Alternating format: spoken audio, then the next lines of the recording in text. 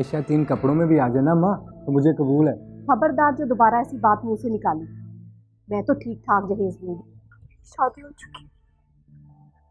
Please पर इस तरह के जोक्स मत किया करो। चलो सच से बताओ, मैं किस दिन और चलो। सच कह रही हो वाले? हो चुका। जवान बेटा बाप की रीढ़ की हड्डी की तरह होता है। रीढ़ की हड्डी मजबूत हो तो कमर तनी रहती है, कमजोर पड़ जाए तो कमर झुक जाती है।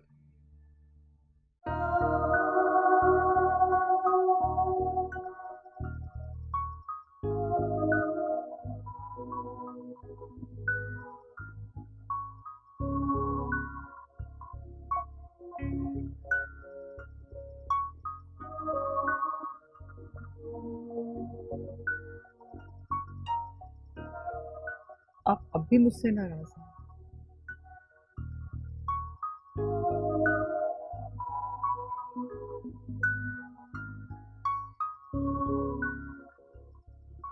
मैं अपनी बीवी से तो नाराज हो सकता हूँ, मगर एक माँ से कैसे नाराज होगा? इसमें तुम्हारा कोई कसूर नहीं है नसीब। अपनी ममता से मजबूर होकर जब एक माँ कोई कदम उठाती है तो उसे अच्छे बुरे की कोई खबर नहीं होती। मैंने रात रात भर जाकर तुम्हारा बेटे के लिए तड़पना देखा है। तुम क्या समझती हो नसीब, मुझे उसकी कभी फिक्र नहीं रही। औलाद के लिए माँ बाप की मोहब्बत हमेशा एक सी रहती है। बाप की मोहब्बत उसकी डांट में छुपी होती है।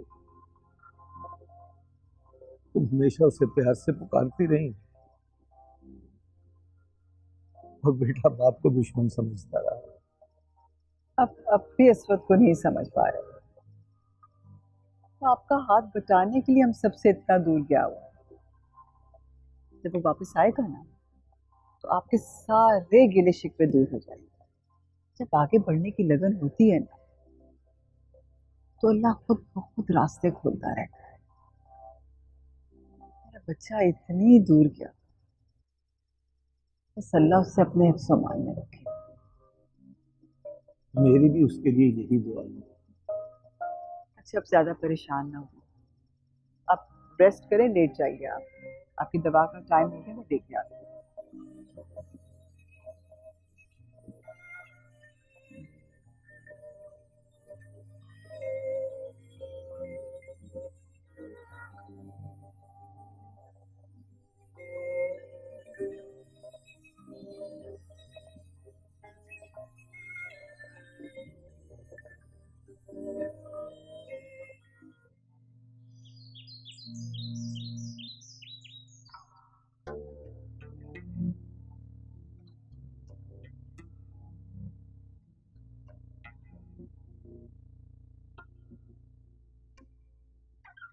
तुम्हारा चेहरा इतना उतरा उतरा क्यों है? तबीयत ठीक है तुम्हारी? मुझे तो ठीक नहीं लग रही। तुम ऐसा करो, आज स्कूल से छुट्टी कर लो। मैं ठीक हूँ। अम्मी से कुछ मत कहना। अम्मी से कुछ मत कहना? क्या मतलब?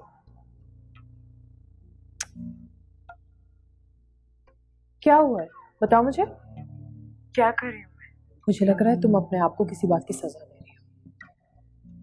देखो मुझे बताओ क्या हुआ है? कोई बात नहीं है, लेकिन एक बात मुझे समझ आ चुकी है कि जिंदगी इतनी आसानी से पीछा नहीं छोड़ती। तुम कह रही हो परी? हाँ मैं कह रही हूँ, क्योंकि मैं भी आम लड़की की तरह दूसरी लड़कियों में और मुझ में कोई फर्क नहीं है। क्या कहा तुमने? तुम वाकई अपने आप को दूसरी लड़कियों से मुख्तलिफ नहीं समझती? जिसे देख के मुझे हौसला मिला है, मुझे हिम्मत मिली है। पता है कितना मुश्किल होता है एक आम लड़की को इस माशरे में अपने आप को बनवाना। देखो परी, मुझे साफ साफ बताओ, तुम्हारे अंदर जो जंग चल रही है ना, मैं जानना चाहती हूँ। बताओ मुझे। कोई जंग नहीं चल रही। मैं मुतमईन हूँ अपनी जिंदगी से।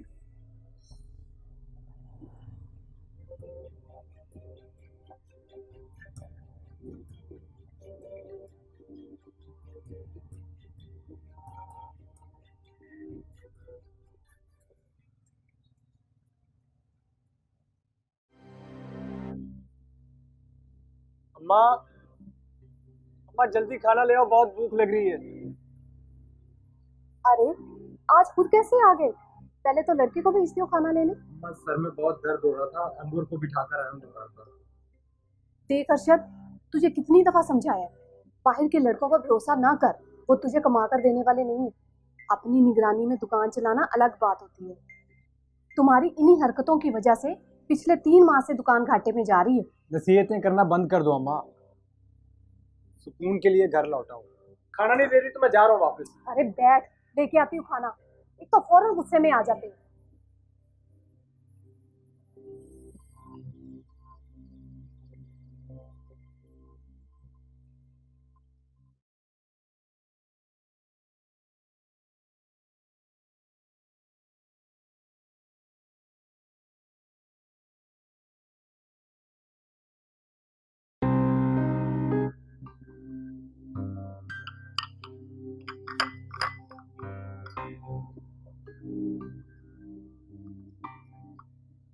अब्बा आपसे कुछ किताबों का कहा था। कौन सी किताब? क्या करनी है तुमने किताबें? पढ़ने वढ़ने की कोई जरूरत नहीं, आराम से घर बैठो। तालीम तो औरत का हक होता है ना। हाँ हाँ होता है बस। अच्छा ठीक है, ला दूंगा। ये सीटी कौन बजा रहा है? अब वो मरियम जा रही होगी। मरियम,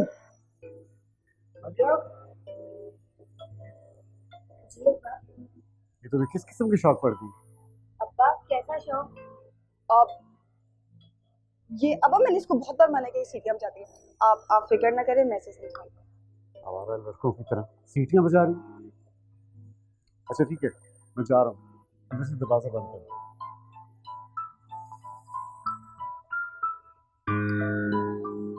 इसे तो मैं छोड़ूंगी नहीं।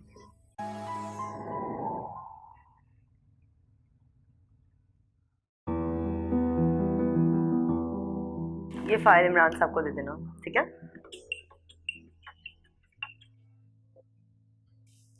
अस्सलाम वालेकुम मैडम। हाँ सदफ, आई एम सॉरी, मैं ऑफिस नहीं आ सकूंगी आज। खैरियत तो है मैडम? तबीयत तो ठीक है आपकी? रात को एक काम की वजह से जागना पड़ गया था। बुखार तो वैसे हो रहा था, फ्लू भी हो गया मुझे साथ। बाकी तुम मिलती हो तो मैं तुम्हें बताऊंगी। आप फिक्र नहीं करें, रेस्ट करें, मैं यहाँ का संभाल लूंगी। असवद आ गया? नहीं, वो तो अभी तक नहीं आया, लेकिन मैं मैनेज कर लूंगी। नहीं नहीं, तुम उसे अपने साथ रखना। और मेडिसिन मैंने ले ही ली है। चक्कर लगा लूंगी ऑफिस का थोड़ी देर के लिए। अब किस्मत ने बीमार कर ही दिया है तो उसका फायदा उठा लें और रेस्ट करें। नहीं सदफ, तुम जानती हो ना कितना काम पेंडिंग पड़ा हुआ है। आप ठीक हो जाए, आराम से रेस्ट करें। वैसे भी हम काम को पेंडिंग पे रखने वाली कौन? मैं ऐसी सोच को तो बदलना चाहती हूँ। जी मैडम, मैं तो बस आपका मूड ठीक करने के लिए बस ये बात कर रही थी। आप रेस्ट करें, मैं फील्ड से जल्दी वापस आ जाऊंगी। Okay, take care. ओके, अल्लाह हाफिज, टेक केयर, बाय।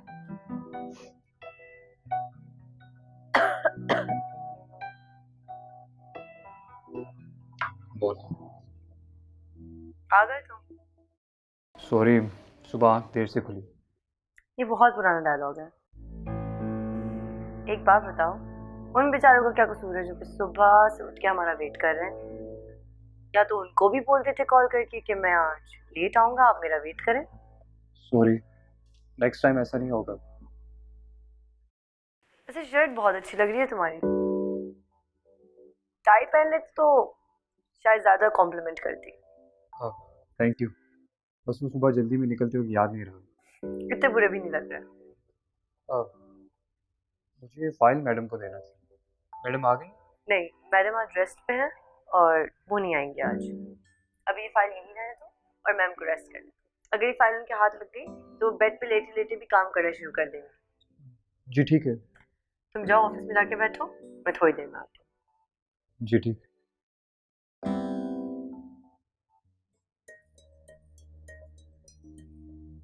अली, इतने बड़े हो गए हो, अभी तक तुम्हारी कमरे को बेतरतीब रखने की आदत नहीं गई है। परी आएगी ना, तुम्हारी इस आदत से बहुत परेशान रहेगी। इसको छोड़े अम्मी, ये बताए आपकी तबीयत कैसी है? अरे, मैं इतनी अहम बात कर रही हूँ, तुम मेरी बात को इग्नोर कर रहे हो। क्या बात है अली? मैं कुछ दिन से तुम्हें परेशान परेशान देख रही हूँ, खामोश भी हो। परी से क्या कोई झगड़ा हुआ?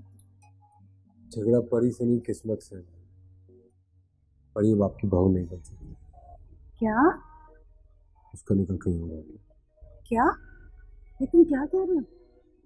ये सच है अम्मी के मैंने परी को खो दिया, हमेशा के।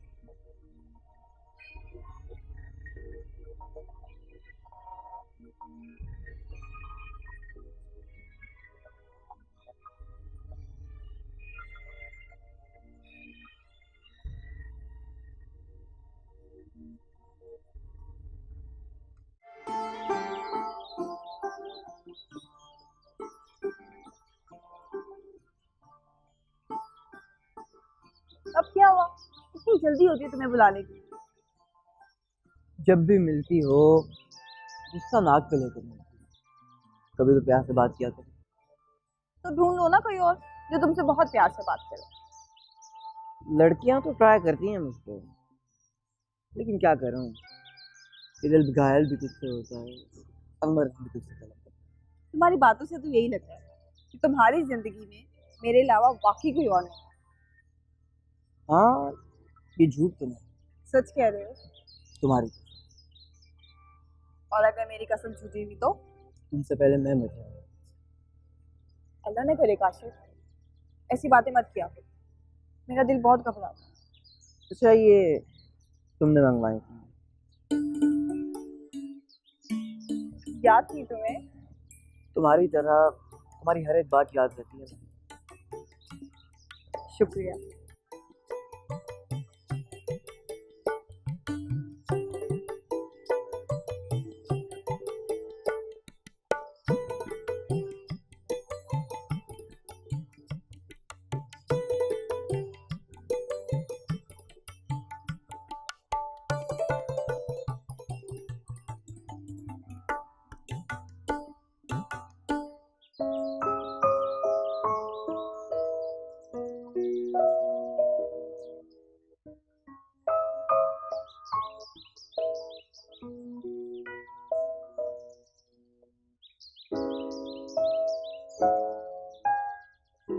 हो गई? बहुत दिन हो गए जकिया ने चक्कर ही नहीं लगाया। मैं सोच रही हूँ कि आज उसके घर से हो ही आऊं। अम्मी अच्छा है नहीं आई है। आती है खामखा आपकी उम्मीद बन जाती है, तो जब बात नहीं बनती अब मायूस हो जाती है। बेटा ऐसे नहीं कहते, रिश्ते करवा कर बच्चों का अपने घर का करना बेटा बहुत बड़ा नेक काम है। अम्मी आपसे एक जरूरी बात करनी।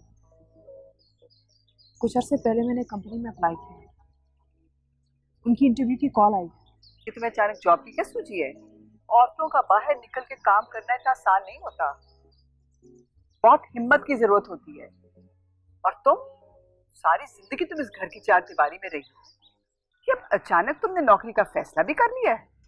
अम्मी तब हम पे कर्जे का बोझ नहीं था।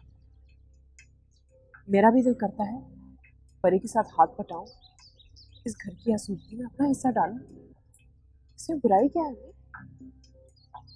आप मेरी उम्र निकलने के डर से बस किसी तरह भी मेरी शादी कराना चाहते हैं, इसलिए मेरी नौकरी करने का ख्याल आपको परेशान कर रहा है।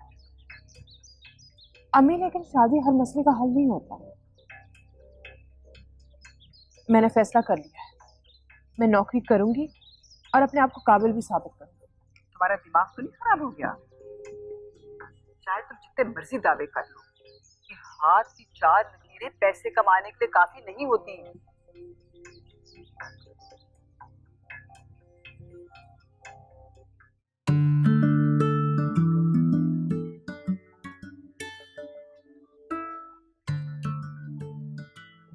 तुम्हारी तरह तुम्हारी हर एक बात याद रहती है।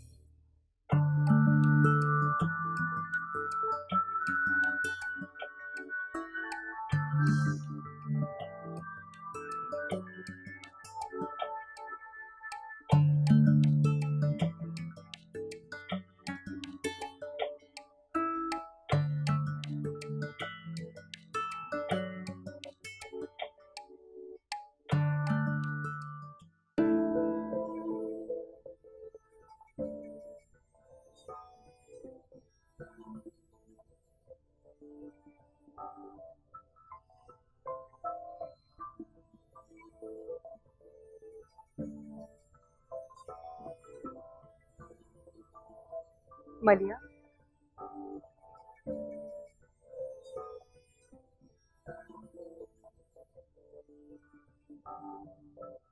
पता था मुझे कहीं किसी कोने में बैठी आंसू बहा रही होगी। कमजोर औरतों की तरह आंसू बहाना बंद करो मलिया। डांट पड़ी है ना अम्मी से? आज तो सिर्फ अम्मी ने डांटा है और तुम उनका सामना नहीं कर पा रहे। कल को जब दुनिया में बाहर निकलोगी तो दुनिया वालों का सामना कैसे करोगी? क्या कहोगी उनसे? क्या करूं? मैं जब भी कुछ करने की हिम्मत करती हूँ ना, अम्मी मेरा हौसला ही पस्त कर देती है। समझ में आई कि दुनिया में कुछ लोग बस बेमकसद ही जीते हैं, मेरी तरह। मत करो ऐसी बात। जब तक तुम खुद ये नहीं सोचोगी कि तुम क्या हो और क्या कर सकती हो, तुम्हें कभी खुद पर यकीन नहीं आएगा। तुम ऐसे ही रोती रहोगी मलिया, कोई तुम्हारे आंसू नहीं पूछेगा। दुनिया में कोई भी बेमकसद नहीं आता। आज नहीं तो कल तुम भी ये जान जाओगी कि इस दुनिया में तुम्हारे आने का क्या मकसद है। वादा करो मुझसे मलिया, ना मेरे सामने ना मेरे पीछे, कभी नहीं रोगी। हर वक्त मैं तुम्हें प्रोटेक्ट नहीं कर सकती, तुम्हें खुद को संभालना होगा। क्या चाह रही हो तुम? हम सबके रास्ते अलग अलग। पता नहीं मेरा रास्ता मुझे कहाँ ले जाए।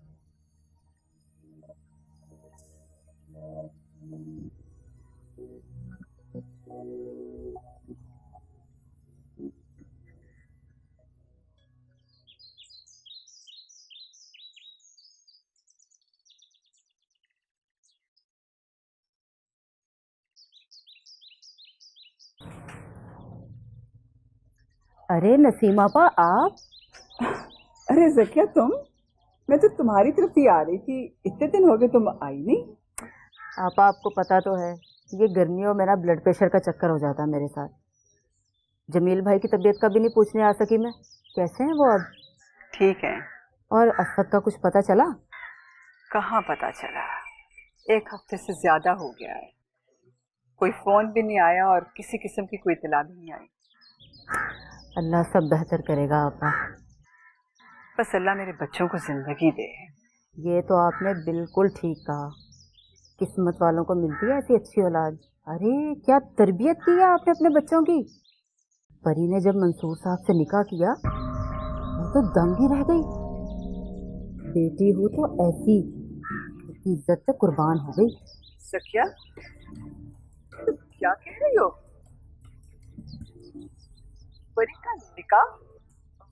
हाँ आपा, परी ने आपको नहीं बताया? भाई घर छुड़ाने के लिए 10 लाख रुपए के बदले मंसूर साहब से निकाह किया है उसने। अच्छा आपा, मैं तो डॉक्टर की तरफ जा रही थी, डॉक्टर चला जाएगा, मुझे देर हो रही है।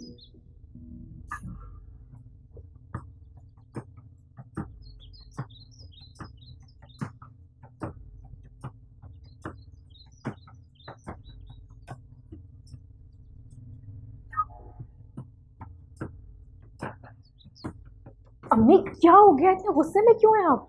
सकिया से मिल के आ, उसने जो तुम्हारे निकाह के बारे में बताया क्या वो सच है? तुमसे पूछ रही हूँ, क्या सच है वो? अम्मी वो सच है कि नहीं? अब तो बोलो। बहुत काम कर लिया, अब अपने आप को थोड़ा आराम देने का सोचो मंसूर। भाई जितना कारोबार बढ़ाओगे परेशानियां उतनी ही बढ़ती जाएंगी। तो फिर साहब कारोबार क्या बढ़ा, ये तो बस मसरूफ रहने का एक बहाना ही है। घर जाके आराम ही तो करना होता है। क्या मतलब? बच्चों के साथ टाइम नहीं गुजारते क्या? आप तो मेरी जिंदगी के हर पहलू से वाकिफ हैं।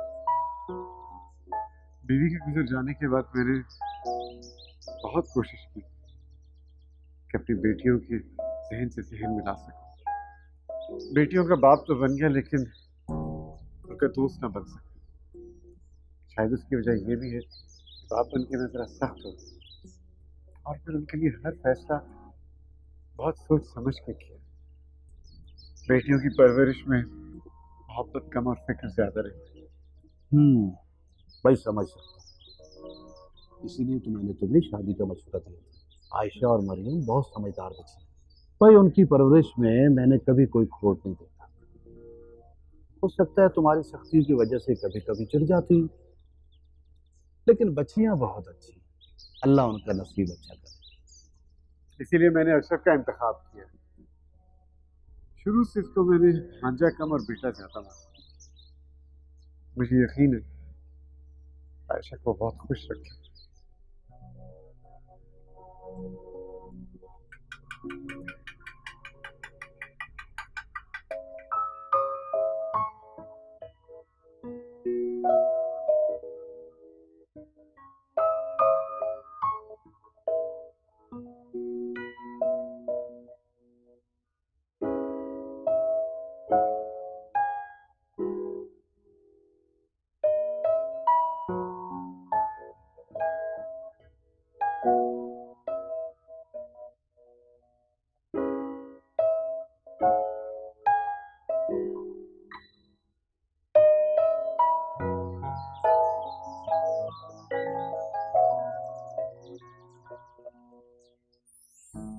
ओह माय गॉड, ये लोग यहाँ कैसे रह रहे हैं? यहाँ से चले क्यों नहीं जाते? किस किस को लेकर जाओगे? यहाँ लाखों लोग ऐसी जिंदगी गुजार रहे हैं। ये काम तो गवर्नमेंट को करने चाहिए ना, क्योंकि हवाले से कुछ सोचें। हर काम तुम गवर्नमेंट को क्यों देना चाहते हो? अगर ये गवर्नमेंट की प्रायोरिटीज में नहीं है तो क्या इनको इनके हाल पे छोड़ दोगे? तो इतने बड़े मसले को हम कैसे हल कर सकते हैं? अगर काम ईमानदारी से हो तो बहुत कुछ हो सकता है। यकीन नहीं आता? मैं तुम्हें दिखाती हूँ।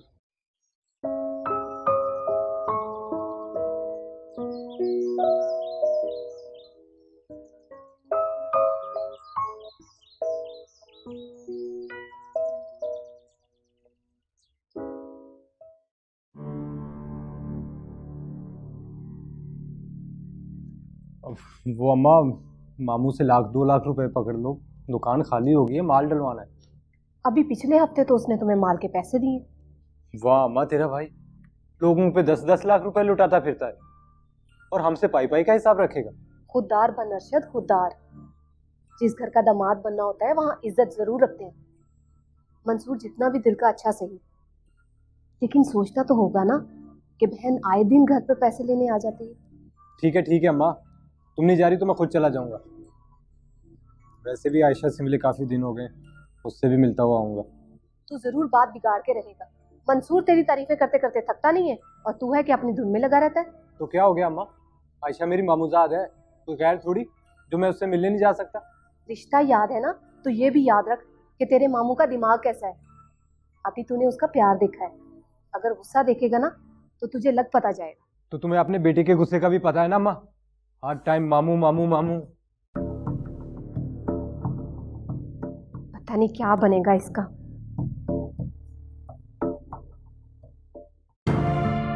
ये दिन दिखाने के तुम्हें इतना बड़ा किया था, तुम्हें पढ़ाया लिखाया, भरोसा किया तुम पर। इतना बड़ा कदम उठाने से पहले एक बार भी तुमने हमारी इज्जत के बारे में नहीं सोचा? इज्जत के बारे में तो सोचा था मैं। ऐसी इज्जत कमाने का क्या फायदा जो खुद को बेचकर हासिल की जाए? मैंने बेचा नहीं है खुद को, निकाह किया और मंसूर साहब के निकाह में रहते हुए ही मैं ये सारा कर्ज लौटाऊंगी। और फिर क्या? जब कर्ज उतर जाएगा तो निकाह खत्म हो जाएगा।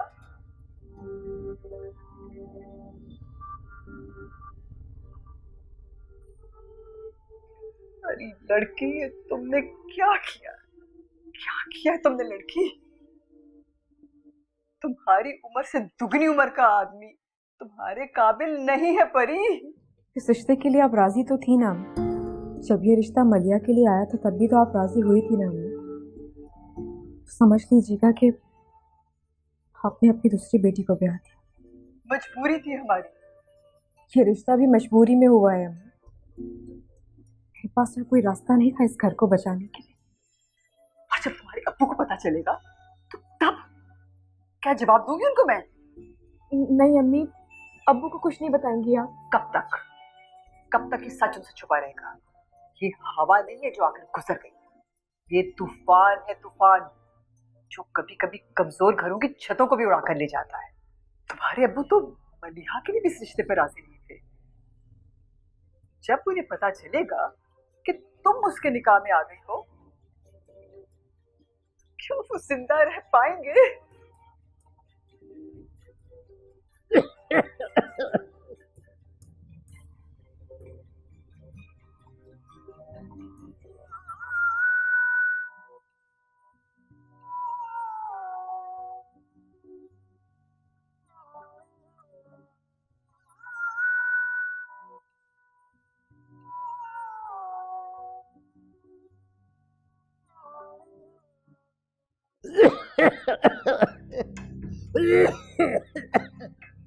अब्बू, अब्बू क्या हुआ आपको? आपकी तबीयत तो ठीक है? दवा खाई आपने? मेरा दम घुट रहा है।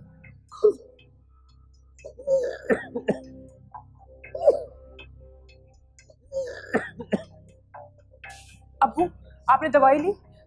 ये ले दवाई ले, जल्दी से दवा खा लें, ये आराम आएगा इससे।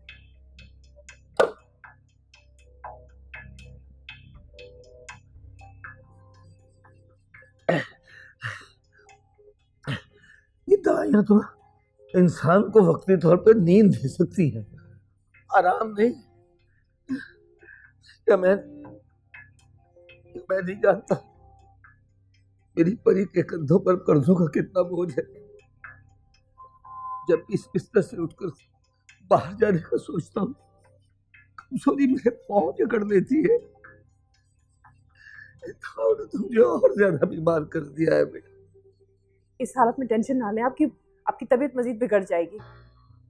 अल्लाह पे भरोसा रखिए, कोई ना कोई वसीला तो जरूर निकल आएगा। तुम मुझे हौसला दे रही हो, जबकि परेशानी तो तुम्हारे अपने चेहरे पर झलक रही है। मुझे माफ कर देना बेटा, मैं अपनी बच्चियों का मुस्तकबिल महफूज नहीं कर सका। मुझे माफ कर दे। अब्बू, आप ये बातें छोड़ें, अभी आप आराम करें, प्लीज प्लीज आराम करें। अब्बू आराम करें, लेट जाए अब्बू, इंशाल्लाह सब ठीक हो जाएगा।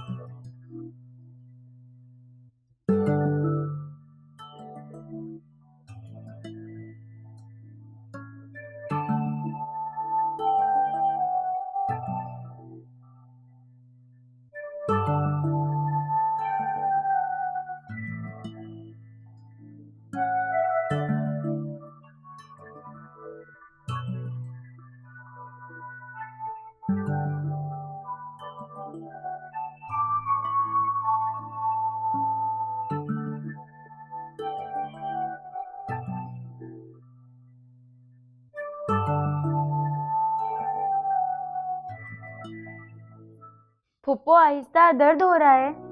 दर्द तो होगा ही ना, देखो ना बालों का हाल क्या बनाया हुआ है। तेल लगाती तो चोटी कमर पर आ जाती। वो कहते हैं ना जैसी माँ वैसी। उसने भी अपने बाल काट चाट कर छोटे किए हुए थे। अम्मी कैसी थी फुप्पो?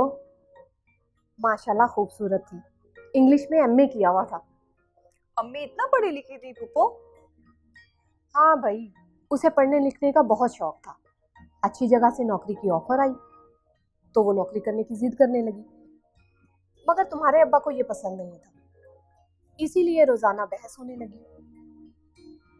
वो तालीम को शऊर कहती थी और तुम्हारे अब्बा बगावत। इसीलिए अब्बा को हमारा पढ़ना लिखना पसंद नहीं है। पुप्पो आप तो कही थी जिनसे अब्बा ने निकाह किए वो स्कूल में पढ़ाती हैं। मंसूर को इस बारे में पता नहीं था, वरना वो हरगिज निकाह ना करता। अब क्या होगा फुप्पो? होगा क्या, वो जाने। और अब्बा? तो क्या तुम खुश नहीं अपनी अम्मा से? माँ नहीं, सुतेली माँ बोले। बस भी कर जाए फुप्पो। ठहर जा, दूसरी को भी ठीक करने दे।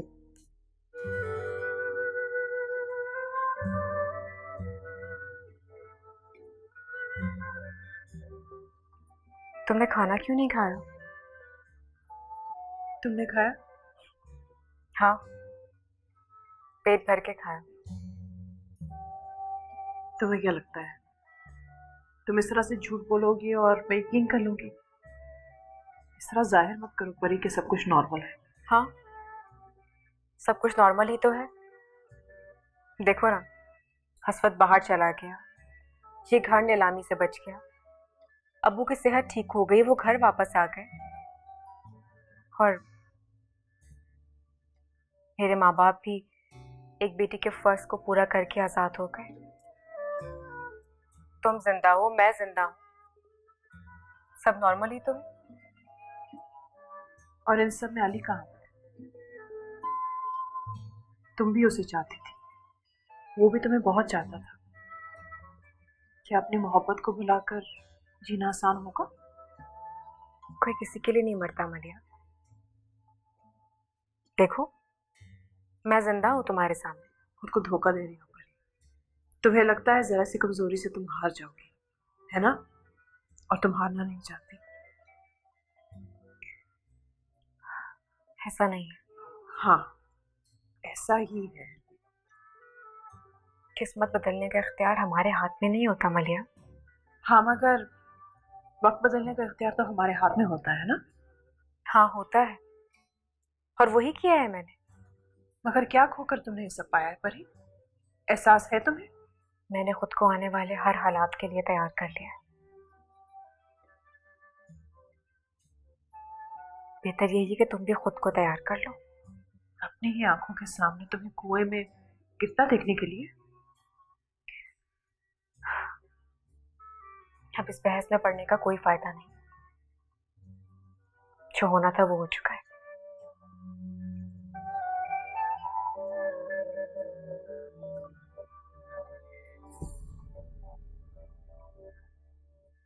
ये मैंने अपनी दोस्त से मंगाया था, इसलिए कि मैं फूफो से बात कर सकूं। ना, साफ साफ तो नहीं बोल रही। तुम्हें अम्मा की नहीं मेरी याद सताती है। एक तरह से ठीक भी है, ऐसे उसे कम से कम ये तो नहीं लगेगा कि उसने अपनी कीमत लगाई। पापा प्लीज इस तरह के नाज़ेबा अल्फाज इस्तेमाल ना कीजिए। मैं नहीं बोल रही, ज़किया कह रही। बड़ी बेटा, तुमने कभी मंसूर साहब के बारे में बताया ही नहीं।